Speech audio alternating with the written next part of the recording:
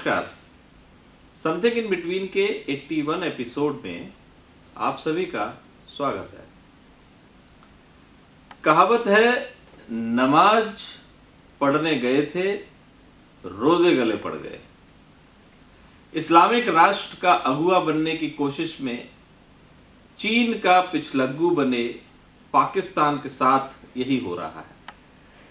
Saudi अरब को कश्मीर के मामले में इस्लामिक देशों के सबसे बड़े समूह ऑर्गेनाइजेशन ऑफ इस्लामिक कॉरपोरेशन में अलग थलग करने की धमकी देने वाला पाकिस्तान अब उसी सऊदी अरब के सामने नाक रगड़ रहा है। नाराज सऊदी अरब को मनाने के लिए पाकिस्तानी सेना के प्रमुख कमर जावेद रजा जल्द माफी मांगने रियाद की यात्रा करेंगे। सवाल है कि ऐसी स्थिति क्यों आई? कभी पाकिस्तान के बेहद करीबी देशों में शामिल सऊदी अरब क्यों पाकिस्तान से 3.2 बिलियन कर्ज वापस मांग रहा है? क्यों उसने पाकिस्तान को तेल की आपूर्ति बंद कर दी है? चर्चा तो यह है कि पाकिस्तानी विदेश मंत्री शाह महमूद कसूरी की सऊदी अरब को दी गई धमकी के कारण पाकिस्तान और सऊदी अरब के बीच संबंध खराब हुए, मगर सच्चाई इससे इतर है। दरअसल पूरी लड़ाई इस्लामिक देशों में चीन की ओर से ईरान, पाकिस्तान और मलेशिया का प्रभुत्व बढ़ाने की रणनीति है। इस पूरे खेल पर चर्चा करने से पहले हम पाकिस्तान और सऊदी अरब के बीच हालिया विवाद पर चर्चा करते हैं।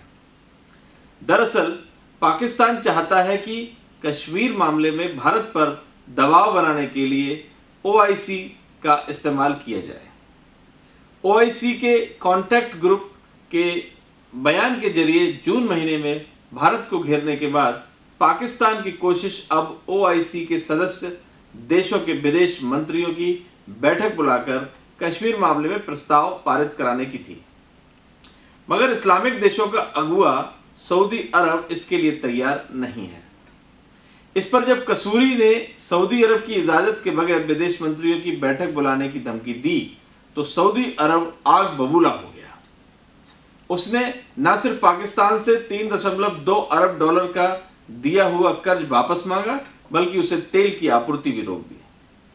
आर्थिक मोर्चे पर पहले ही बुरी तरह घिरा पाकिस्तान इस समय सऊदी अरब की नाराजगी झेलने की स्थिति में नहीं है। यही कारण है कि पाकिस्तान सरकार की ओर से सेना प्रमुख बाजवा सऊदी अरब से माफी मांगने रियाद की यात्रा पर जाने वाले हैं। मगर इस खेल का दूसरा पहलू भी है, ऐसा पहलू जो इस विवाद का कारण है। दरअसल कोरोना महामारी के आगमन के बाद चीन और अमेरिका आमने सामने हैं। चीन की पहली कोशिश अमेरिका के करीब सऊदी अरब को अपने खेमे में लाने की थी। इसमें कामयाबी हासिल नहीं होने के बाद चीन ने सऊदी अरब के प्रतिद्वंदी ईरान को साधा, उसके साथ कई अहम समझौते किए। फिर पाकिस्तान, मलेशिया और ईरान की तिकड़ी के सहारे इस्लामिक देशों में सऊदी अरब के प्रभुत्व को कम करने की साजिश शुरू की। सऊदी अरब तब चौकन्ना हुआ जब चीन ने पर्दे के पीछे से मलेशिया में बड़ा इस्लामिक सम्मेलन कराया। इसमें पाकिस्तान और मलेशिया ने बढ़ चढ़कर हिस्सेदारी की, लेकिन सऊदी अरब को इस पूरे आयोजन से दूर रखा गया। इसके बाद चीन के भावी रुख को भांपते हुए सऊदी अरब ने पाकिस्तान को सबक सिखाने की मुहिम शुरू की। दरअसल कोरोना ने वैश्विक समीकरण को उलट पुलट कर रख दिया है। चीन और अमेरिका खुलकर एक दूसरे के आमने सामने।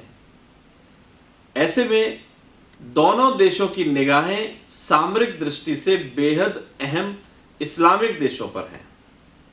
चीन की रणनीति इस्लामिक देशों में अपना प्रभुत्व बढ़ाने की है। जाहिर तौर पर उसके सामने इसकी राह में सऊदी अरब सबसे बड़ा रोड़ा है। चूंकि वर्तमान में सऊदी अरब निर्विवाद तौर पर इस्लामिक देशों का अगुवा माना जाता है, ऐसे में चीन की कोशिश सऊदी अरब को इस्लामिक देशों के बीच कमजोर करने और उसकी जगह पाकिस्तान, मलेशिया और ईरान जैसे देशों को स्थापित करने की है। पूर्व विदेश सचिव शशांक कहते हैं कि इस्लामिक देशों का अगुवा बनने का सपना पाले पाकिस्तान से रणनीतिक चूक हो गई है। उसे लगा कि वो चीन की सहायता से इस्लामिक देशों में अपनी पैठ मजबूत कर सकता है। इसी भ्रम में उसने सऊदी अरब की ताकत को कम आंकने की भूल कर डाली। इसका नतीजा सबके सामने है। पाकिस्तान और मलेशिया जैसे देश खुद इस्लामिक देशों में अलग थलग होने की स्थिति में है। चूंकि चीन में उइगर मुसलमानों के उत्पीड़न के कारण इस्लामिक देशों में गुस्सा है, ऐसे में पाकिस्तान, मलेशिया जैसे देशों का चीन के कैंप में शामिल होना, ईरान का चीन के साथ समझौता करना इस्लामिक देशों को रास नहीं आ रहा है। पाकिस्तान की मुश्किल ये है कि आर्थिक मोर्चे पर उसकी अर्थव्यवस्था मझधार में है। ऐसे में अगर सऊदी अरब की मुहिम के कारण अन्य इस्लामिक देशों ने भी पाकिस्तान से संबंध तोड़े तो उसके लिए हालात संभालना मुश्किल हो जाएगा। बहरहाल, भारत को घेरने की कोशिश और इस्लामिक दुनिया का अगुवा बनने की पाकिस्तान की हसरत अब उसी पर भारी पड़ रही है। पाकिस्तान पहले से ही कर्ज के जाल में है। चीन शुरू से ही दूसरे देशों को कर्ज के जाल में उलझाकर अपने हित साधता रहा है। ऐसे में पाकिस्तान की उम्मीद कि आखिरी किरण इस्लामिक देश ही थे, क्योंकि चीन के कैंप में शामिल होने के बाद अमेरिका से भी पाकिस्तान के रिश्ते बदतर हो चुके हैं। दुनिया भर में आतंकवाद फैलाने के कारण पाकिस्तान वैसे भी चीन के इतर दूसरे ताकतवर देशों के निशाने पर है। हालांकि अभी अहम सवाल पाकिस्तान बनाम सऊदी अरब की कूटनीतिक जंग है। देखना दिलचस्प होगा कि क्या सऊदी अरब पाकिस्तान की माफी को स्वीकार करेगा। बहरहाल, इस पूरे घटनाक्रम से भारत लाभ की स्थिति में है। पाकिस्तान के घुटने टेकने का अर्थ है कि ओआईसी में अब कश्मीर को लेकर भारत के खिलाफ तल्ख तेवर अपनाने की संभावना कम होगी। इसके अलावा इस्लामिक देशों में चीन के कारण सऊदी अरब सहित दूसरे इस्लामिक देशों से भारत के संबंध बेहतर होंगे। नमस्कार।